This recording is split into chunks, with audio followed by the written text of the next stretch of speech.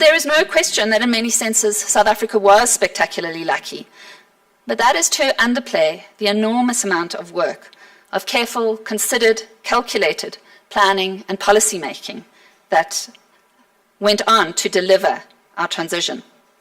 And this narrative of us simply being the subject of fortune's whims also takes hold in the context of state capture too, as if the damage done was simply to arrest our potential to deliver democracy and realize the Constitution, as if it was all still incipient and embryonic, rather than destructive, as in the case of SARS, of very real progress and realization, of careful coordinated planning, of not just having the potential to be, but actually being a revenue collection agency that was a model the world over, and not simply for reflecting global best practice, but for having modeled itself specifically to the demands and needs of South Africa's reality. It's worth recalling here the observations of the Nugent Commission set up to examine what happened in SARS owing to its dismantlement. He said, this is the report, we heard it said that skilled professionals left lucrative positions to join SARS because they wanted to participate in this higher purpose.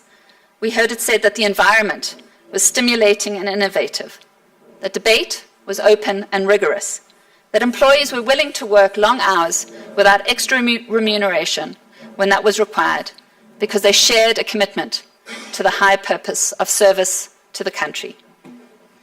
That work product, the culture that prevailed at SARS, wasn't some haphazard thing, some happy product of good fortune, a thumbsuck. The plans and policies that enabled it, the conditions that supported it, the processes that managed and structured it, those all represented ferocious, painstaking, deliberative work. Here was an organization held up globally as a model of revenue collection that had been deliberatively designed to fit South Africa's specifics, with its deeply unequal society, low tax base, and historically low levels of compliance, requiring administration of a highly redistributive fiscal scheme if South Africa was to realize its constitutional and democratic obligations. It was abandoned to the depredations of Zuma's cronies and of a management consultancy firm headquartered in the United States, with only peripheral experience of tax collection and a strategy developed by reference to the best practice of New Zealand and Northern Europe, and without any real consultation with those staffing SARS. The impact of that predatory scheming was almost immediate. The shortfall in revenue collection amounted to billions of rands. Illicit activities, previously tightly curbed by SARS's investigative and enforcement capacities, which were now dismantled, exploded. The enormity of the damage done is difficult to quantify. Who can say which school children might have had textbooks, which hospital patients access to life-saving treatment, which roads might have been repaired had SARS not been broken and its revenues not been so critically undercollected. Tonight's lecture reflects on what it took and what it will take to build strong, capable institutions that might offer up a strong, capable state. A state that can't come into being simply by parroting the soaring provisions of our Constitution, as beautiful and inspirational as they might be, but requires the far more gritty, even potentially tedious work of painstaking research, analysis, policy formulation, planning, and compliance management. That is what it is to build a strong, capable state. It gives me so much pleasure to welcome Ivan Pillay, who not only did that work at SARS, but who oversaw so much of what was required for it to be an institution responsive to South Africa's needs and globally excellent. But before that, before being an exceptional public servant of deserved renown, he was, and as is so well captured in his wife Evelyn Groenig's book, Mr. Rogue, and I would commend it to you if you haven't read it, he was a committed, disciplined freedom fighter, placing his talents and energies at the service of the fight for liberation and democracy in this country. In his preparation of tonight's lecture, Ivan was assisted by Raymond Suttner and Mandla Nkomfe, and I want to thank them for their contribution. Raymond has been a great friend to the Foundation and to me particularly this past year, especially as regards our work on the Zimbabwe exemption permit matter. And as I've already indicated, I've had the great fortune of working with Mandla on the Defend Our Democracy Secretariat. All three of these men seem to me to embody this notion that while we need to be doing a far, far better job studying and implementing the policies, planning, and processes of effective public management, even if realized, we can't manage without persons of principle and courage to most optimally activate them. And I'll leave this with, leave my introduction with a quote from Evelyn's book that I think is so fitting of Ivan and of his compatriots, Mandela and Raymond. Maybe, even in the emergency of afterwards, the values of the elders will be learnt anew. Perhaps stock will be taken of the enormous battles waged, not by kings and blessers and emperors and strange women who think they are Jesus, but by good people who remain points of shelter for their communities and colleagues in the midst of chaos. Perhaps there will be new recognition of those seeking truth and justice, those now seeking to repair, in the face of great odds, the damage done to their institutions and to their country. And I couldn't think of a man who better embodies that than Ivan Pillay, and so it's a great delight to welcome him here. Thank you.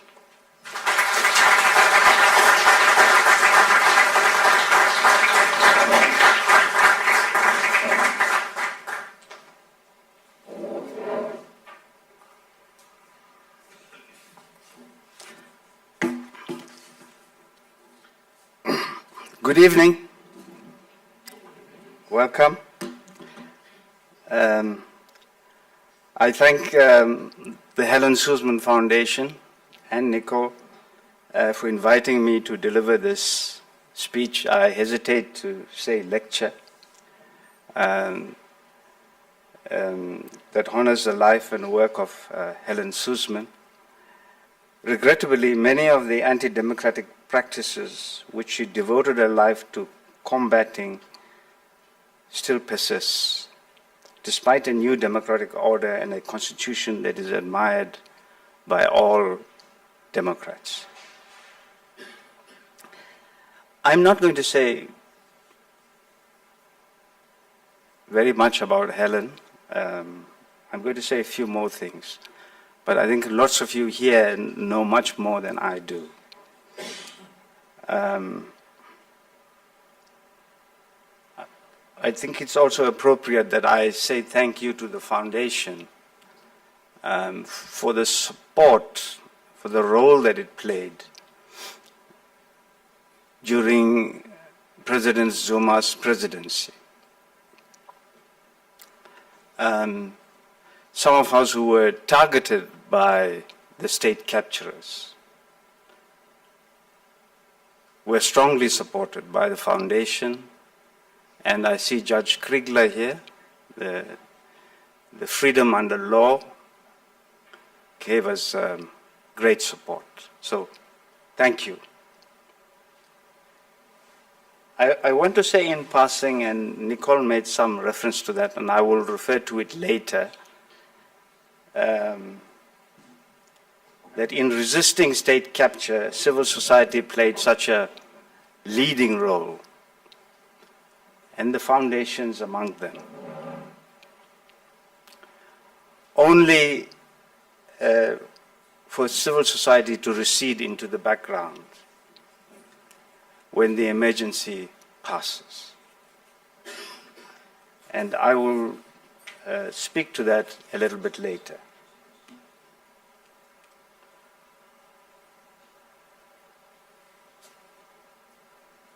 As I say, I don't want to say too much about Helen.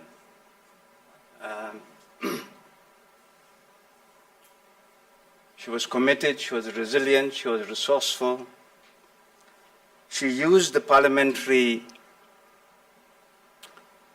privilege to good effect. She had a great work ethic that would put many of us to shame. She was an exemplary parliamentarian that would put to shame many of us, including past and present parliamentarians. But that was also a time of tension, violence, distrust, and cynicism.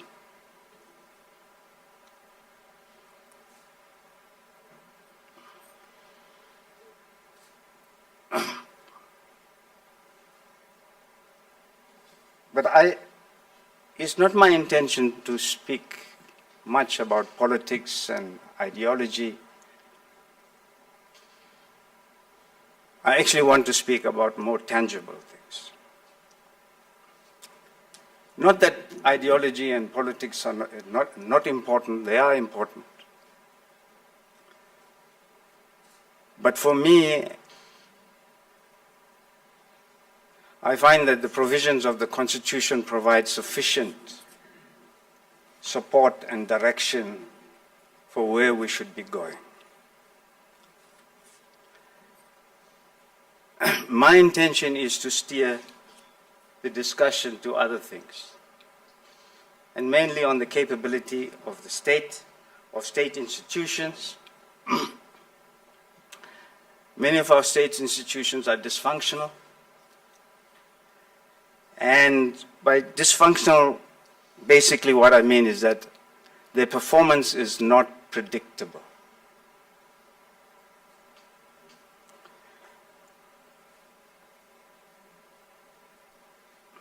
We have a weak and retreating state,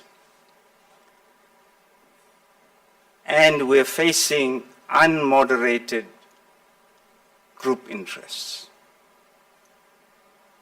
And the examples are very clear. It's the taxi industry, the construction mafia,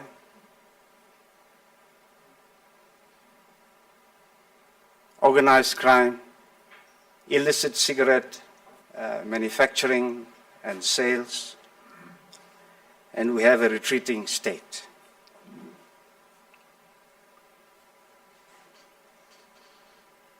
I'm going to deal with corruption.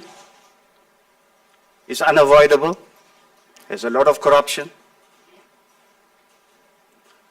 But I want to deal with it constructively, because I think it's too easy to focus on corruption. And it's not as if we got rid of corrupt people, this country will be fixed up in no time.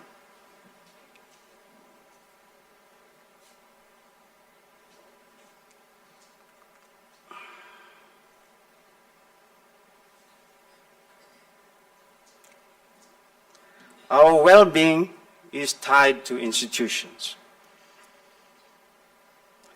Much of what we know, much of what we learn, much of what we can do is actually, we learn afresh, generation to generation. It's really not passed through our genes. And if we have failing institutions, we're going to be in trouble. And most of those institutions are supposed to be regulated by the state. And if we have a dysfunctional state, we'll be in serious trouble. We'll have pockets here and there. We'll have our walled gate cities where there will be some stability and an environment that's functional. But for the masses of our people, it will be a very, very difficult life, a terrible life.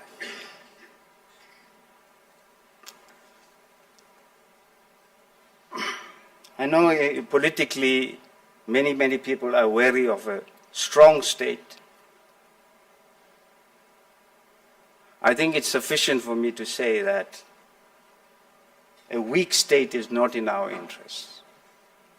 It's only in the interest of criminals.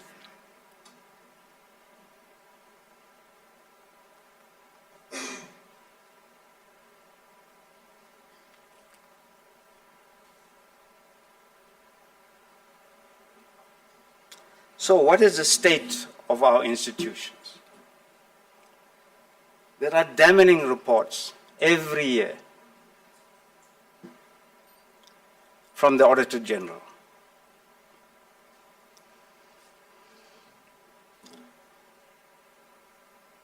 whether it's national institutions or provincial or the municipalities. And it seems that every year, like a ritual, the government responds to the anger and the criticism and the commentary, and nothing happens until the next year.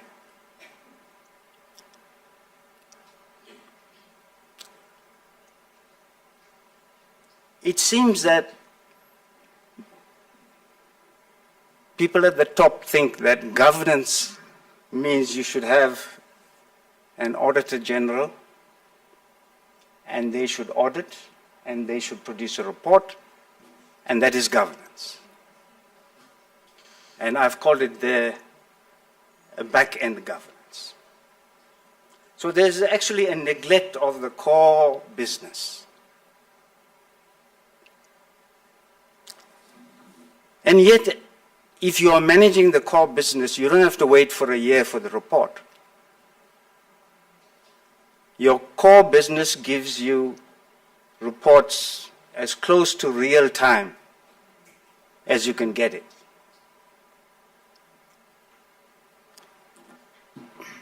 And really, there's no point in auditing an institution when the basics have not been put in place. Then what you're doing is you're auditing transactions, you're not auditing systems.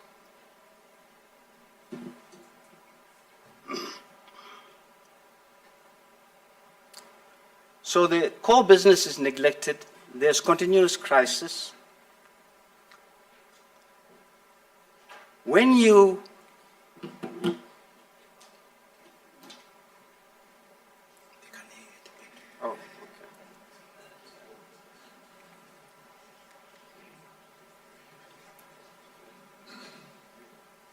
My apologies for that.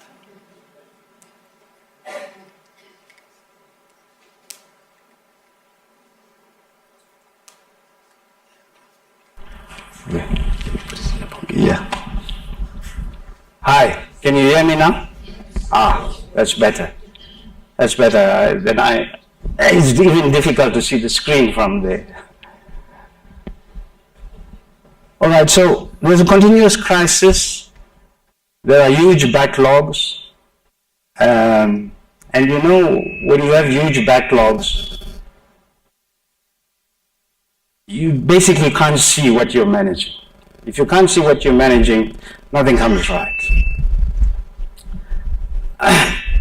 So, in order to get some things done,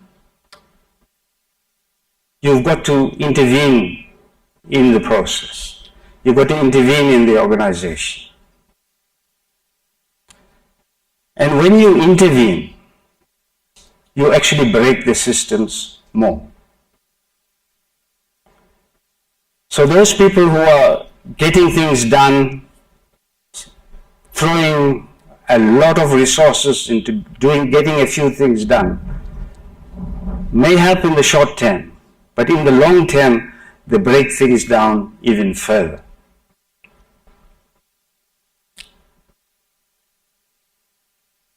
What adds to the problem, and I'm going to come back to that, is that most of our leaders and managers, politicians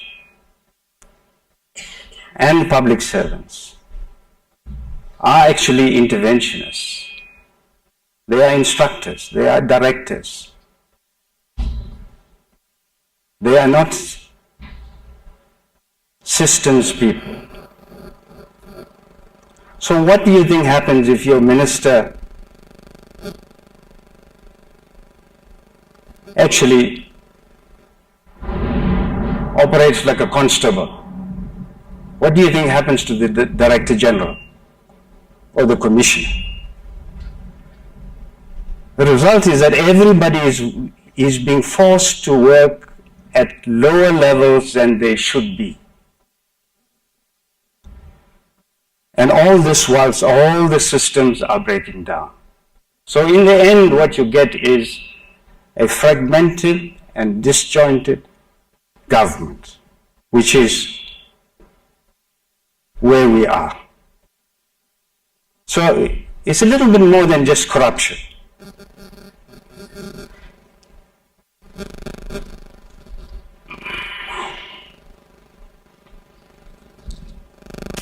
So I have lots of people who ask me questions, and I'm sure they ask it of you. Is there hope? What can be done?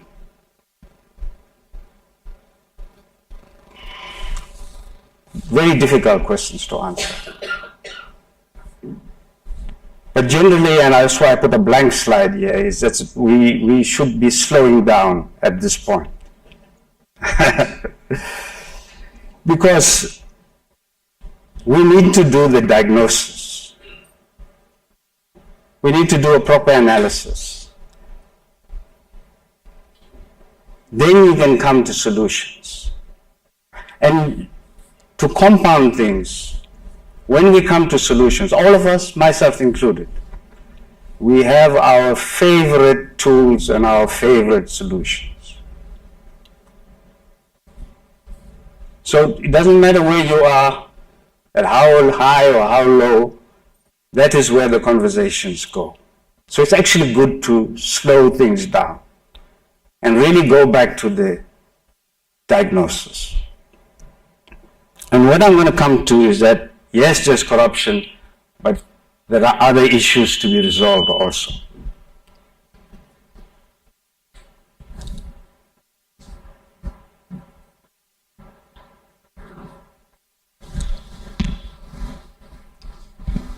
So I spoke to you about the damning Auditor General reports. We've done that. Okay. So there are some design issues. We have 3 equal spheres of government. In the old South Africa, we had 2. We've added complexity to a complex situation.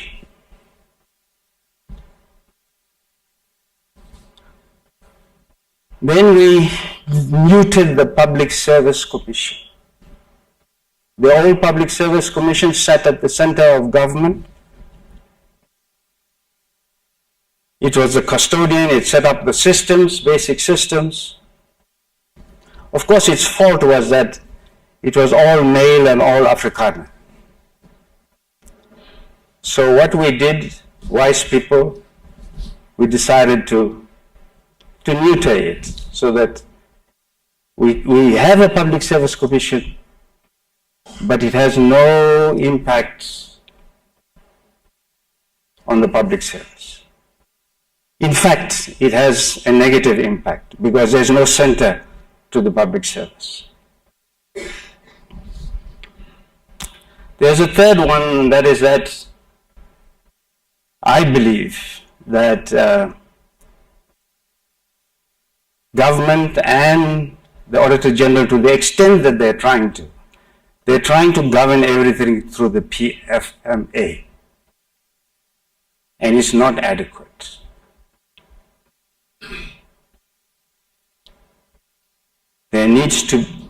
Governance systems need to be adapted and adopted so that everybody has a very clear system to follow.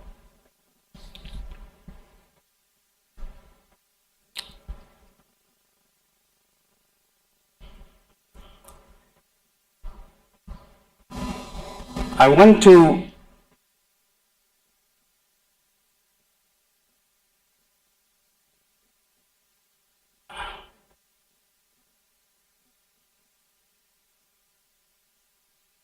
there's a slide, yeah, subjective, that's the one. Oh.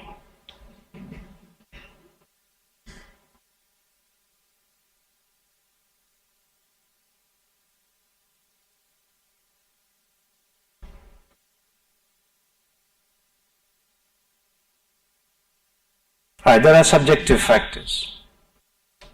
There's a lot of political interference, and the role of the political principals and the top public servants it's not clear, it's fluid, it's too fluid.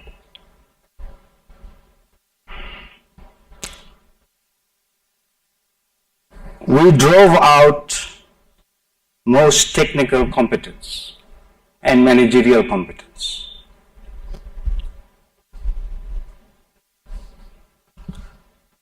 And truth to say, the new entrants to government had no experience in government. We couldn't have. Apartheid was not benign. It was evil.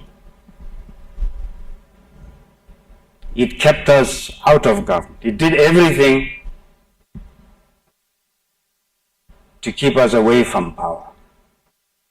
So there's no way in 1994 that we suddenly could govern. So my own view is that some of us stopped learning because we started pretending that we know. I've mentioned that most are not systemic and that they're forcing everything down. So I won't go into that. And there's a quote from the Auditor General of Australia, Pat Barrett.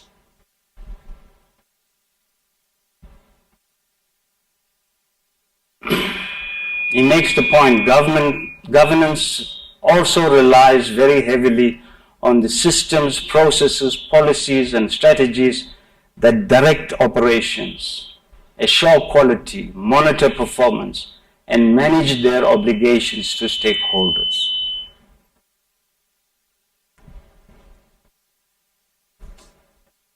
That's the biggest part of what governance should ensure. It ensures that the management that is in place should do what it is supposed to do.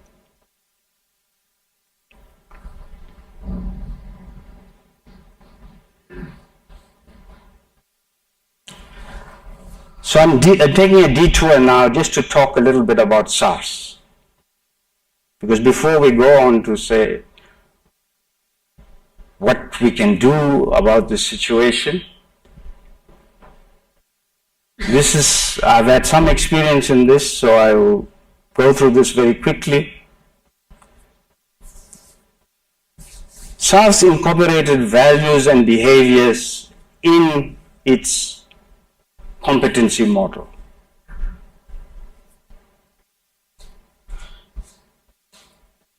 It's a lot of work to work through those values and behaviors to get it to a point that you can use it for the selection of people. It took us a long time and we used it, we got there. I've mentioned systems thinking and data and evidence. There was no magical thinking in SARS. I want to underline that. There is a lot of magical thinking in South Africa. Little data and little evidence. Then manage the whole value chain. When most of government is going in the other direction, most of government is fragmented, we were clear that we needed to manage a whole value chain within the institution and then without the institution. I'm going to show you a quote just now that talks to without the institution. And then standardization and process improvements.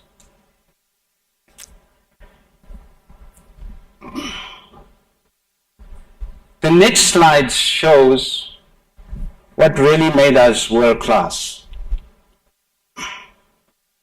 And a lot of this we learned from other revenue services. We didn't make this up ourselves. The split in the institution between the front and enforcement centers and processing centers,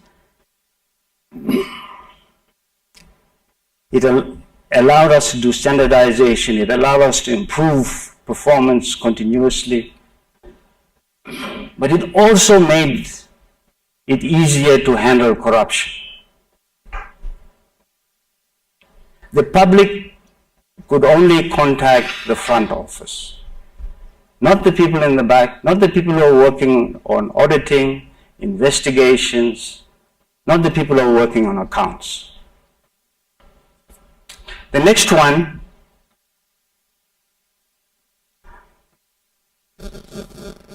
is a bit of a revelation for some of us in SARS. We were learning as we were doing these things. And I want to link it to something that we commonly say of each other, that we are bad at implementing. All right? I don't think that's true. We're bad at the middle part, the enablement. An implementer must have a plan that's implementable. Most of our planning is not implementable. In fact, usually we have a concept or a high-level idea. We want to implement an idea. You can't implement an idea until it is cascaded into implementable plans. What that meant is that our organization, we saw three parts to it: a management and leadership, an enablement part. This part of the organization was 300 strong. It comprised mainly of analysts, engineers, people who could write policies, procedures, people who could do the performance analysis for us. That was our internal consultancy capability. And it was so good that we actually did some work for other institutions. Quite a bit of home affairs designing and planning was done with us. Okay, then I come to the compliance model and the enforcement model. The compliance model we learned from our colleagues abroad is basically saying if you want people to comply, to pay their taxes, make it easy for them to comply. Make it difficult for people not to comply. And only then, when all of that fails, you will enforce, and you will have fair enforcement. That's what the compliance model is saying. It's not about shouting at people. It's not about blaming people. It's about understanding where people are and saying, what do I need to do to make people comply? It applies to COVID situation too. What is it that I should do to make it easy for people to comply?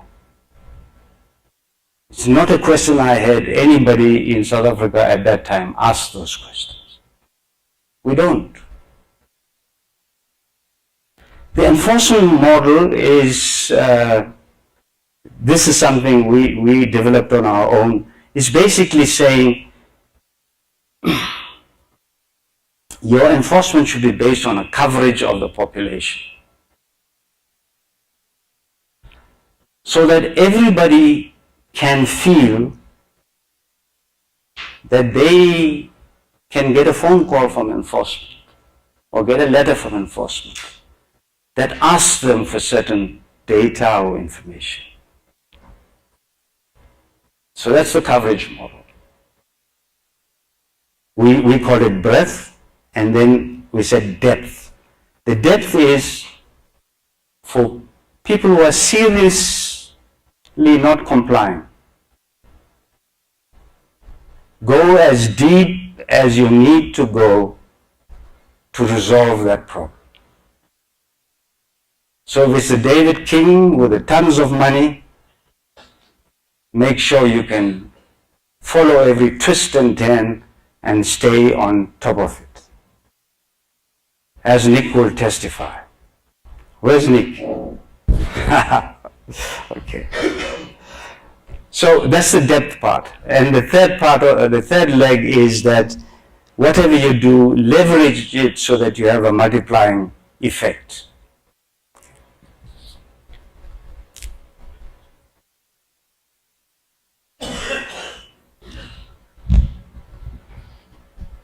So, the way forward, some ideas about how we can go forward. So, the first thing is that even in the midst of dysfunction, many of us talk about big plans and how we can quickly get out of where we are.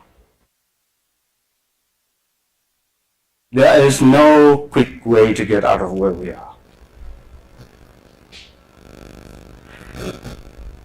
There is no big change that can take place if we do not fix and stabilize what we have. I'm afraid that people who talk about the big change are indulging in magical thinking.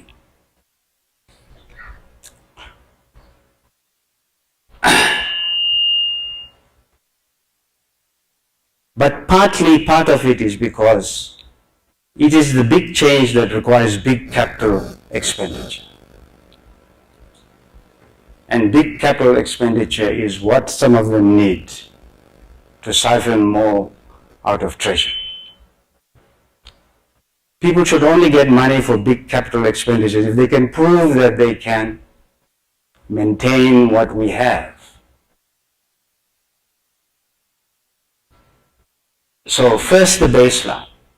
Stabilize to get the baseline. No silver bullets, medium to long-term effort, much like compound interest. Every year you get better at it and the base grows bigger and bigger. This is going to be difficult. I don't know if it's doable. But we need to be convincing politicians that institutions are very important, that we've got to protect our institutions. We're not going to allow you to damage our institutions the way you are damaging them. We've seen it now often that politicians are very, very quick to attack institutions. We've got to try to get some sort of consensus on this. We've got to do our best, and I think civil society there has a big role to play in that. I've talked about an explicit governance system, and the last point there, and there are more points that are going to come just now, is that we've got to fight corruption and fix the institutions at the same time. And I'll illustrate this now. So this is one of these 2x2 things that consultants are fond of. But I'm going to use the same thing. You'll see combating corruption on that axis and fixing institutions on the horizontal. And it's basically saying, if you do low fixing and low fighting, well, you're going to be in one. You're not going to move out of that. If you do low fixing and high combating of corruption, you're going to have great instability and little improvement in sustainable performance. If you have a high fixing of institutions but low on fighting corruption, you'll make some progress, it'll be slow, but it'll always be under threat. It's basically saying if you try to do both, you, in the fourth quadrant, if you get the alignment right, you'll get good synergies. If your alignment is not going to be very good, you'll get progress, it may be a bit erratic. Okay. So that's what I meant when I said it's just not enough to be talking about corruption. Okay, we're getting to the end now. And I've called it a starting plan because it's just these are ideas that we need to think about, one, and two, these are ideas we can use to actually question our politicians. I don't see a plan yet. Have you guys seen a plan? I haven't seen a plan for ages. Okay. This is basically saying we have to prioritize. Guys, the day Thabo and Becky said that we have 32 apex priorities, I knew that we were in trouble.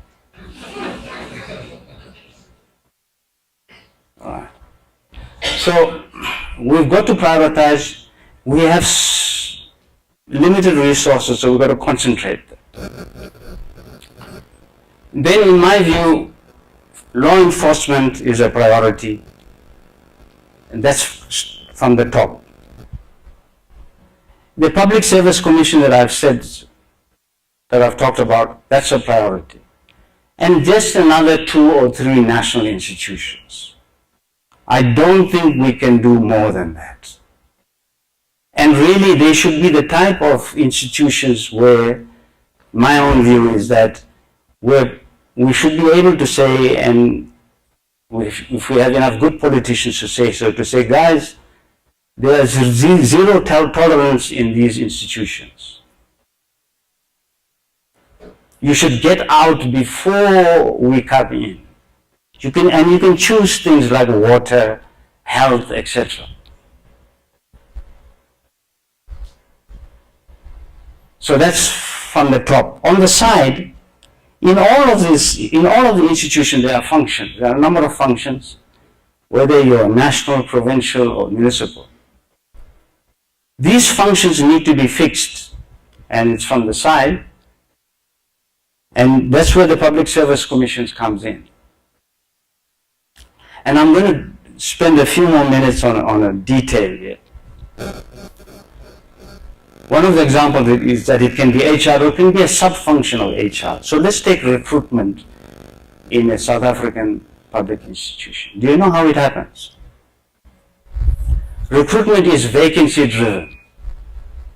Do you know what that means? It means each time there's a vacancy, they do a recruitment. Okay. Most normal state institutions have an annual intake. They estimate that in a year, so many people will die, so many people will retire, so many people will get promoted, or they'll leave the service or whatever. So they hire people at the end of the year or the beginning of the year. It's called batch recruitment. The great thing about batch recruitment is that you can do induction classes properly, you can do training and development properly, you can do career managing properly. Right now, when you get recruited into a state institution, you get recruited into that institution, not into the public service. There's no career management system for all public servants. So it's no wonder that everything is fragmented.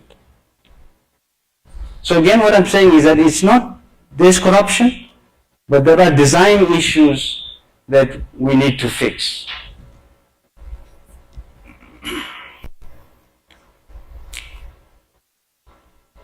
So that's from the side. Now from the ground, despite everything, people, despite everything, you will find a handful of police stations in South Africa that are functional, that maybe more than functional, work well. You'll find a few clinics. You'll find some home affairs offices that work well. These need to be identified. They need to be reinforced. They need to be extended. They need to be linked. And that's the bottom-up plan. And we should be looking for synergies from the top, bottom, and the side. And that doesn't mean we don't think about the big change. You can set up the teams to start the work, the analysis, and seeing what the rest of the world does. You can begin to do the planning. But that's all that one does until you stabilize and fix. So, my conclusion.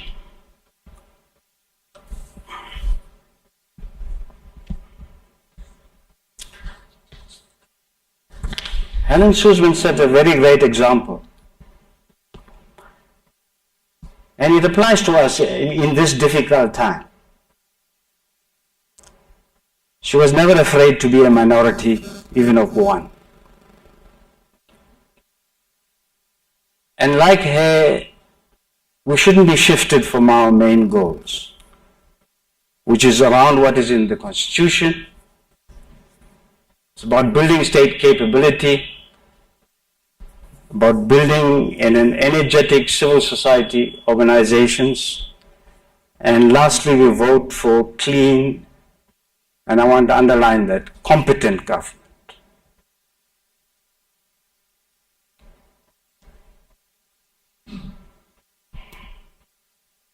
It's, and the very last point, and then I'll say thank you, is that it's, and I want to say this, some of my comrades, former comrades are here.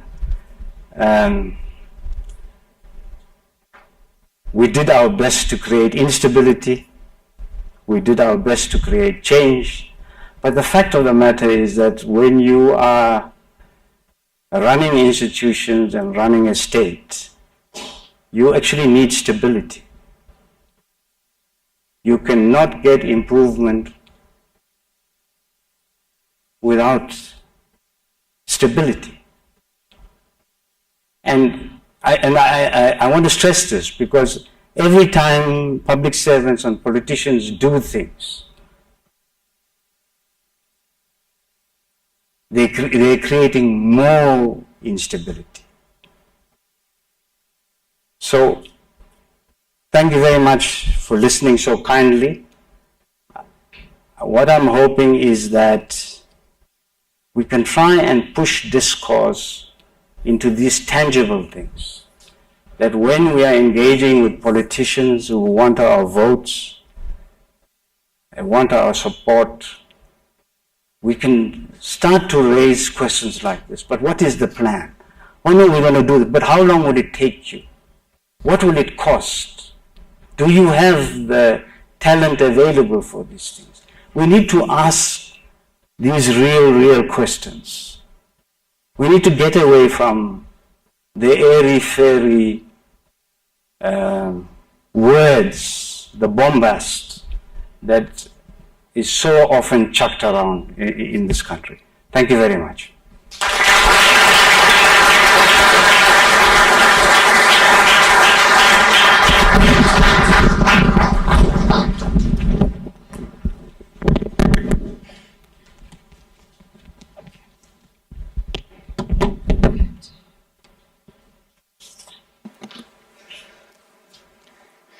Thank you, Ivan, for that, which was, I think, such a cogent exposition of the granular work that needs to be done to build the democracy that we want.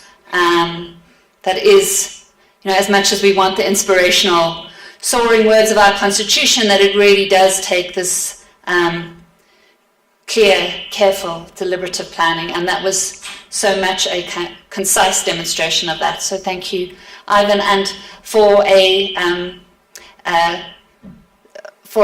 vote of thanks now from the HSF, I call on our chairman, Gary Rafe.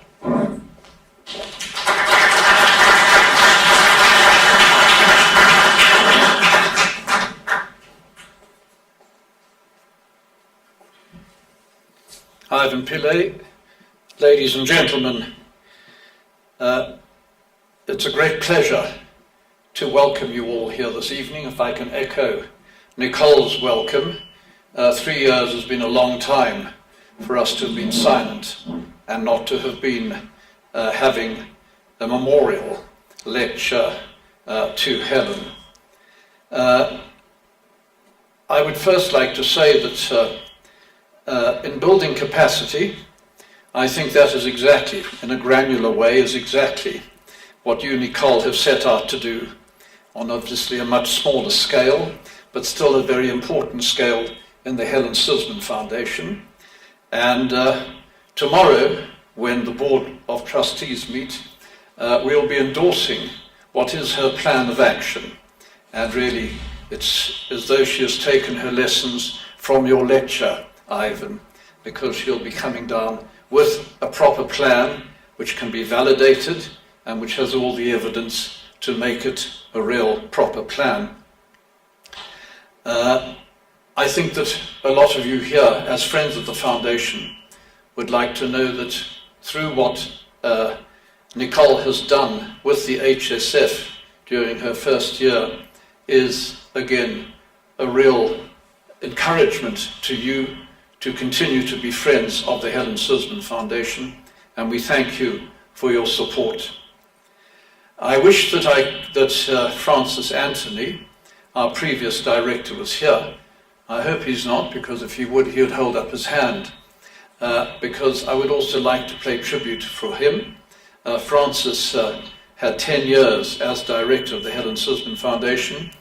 When he joined, it was a very incapacitated organization, and it had very little donor support as a result. And he built that up very successfully during his tenure, and I'd like to pay tribute publicly to him here. Ivan, coming to your lecture, what I like about it, as you, Nicole's word granular, I come from a business background myself, and I know by business backgrounds we had to make plans and we had to prepare for things. Of course, there was a bit of bombast involved. Pleased that you used the word, so I can throw it back to you. But I suppose we all like a bit of bombast every now and then. But the bombast is nothing if it is not underlined by hard work. And I had the pleasure of seeing another beacon of excellence. I had 9 years on the board of the Reserve Bank, another beacon of excellence. And I think we held ourselves up sort of peers of SARS and of Treasury before state capture. And there, what I marveled at was that perhaps on the old white Afrikaner leadership, somehow, not through miracle, but through careful planning, one actually built up something that is transformed and diverse. The transformation and diversity did not compromise excellence. If anything, it enhanced excellence. And I'm sure I know exactly that's what you did at SARS. I must also say about your lecture, what I admire in you, there is absolutely no self-pity from the way you were crucified and how you suffered from a rogue state with the inventions of the rogue unit and with the most unlikely supporters for that theory in some of prominent newspapers. Thank you for that. You're looking forward and not looking backward. How can we try and replicate what you did at SARS and what I hope Mr. Kisveta, taking a leaf out of your own book, is busy rebuilding at SARS. It is a leaf for all sorts too of institutions to replicate. And I'm pleased you've mentioned law enforcement, because to me it seems that is one of the most crucial things, is how to have a plan, a real plan, that will give hope to the millions in this country who perhaps cannot afford private security services to look after them, who are on their own. And when we saw what had happened to an incapacitated state in the riots in Durban and Pietermaritzburg last year, we realized quite how weak and retreating a state, as you called it, we had become. So I hope that is, or I believe that is a particular place where all your words of wisdom should be carefully followed. Thank you very much for enlightening us, Ivan. It's been a very remarkable evening for us.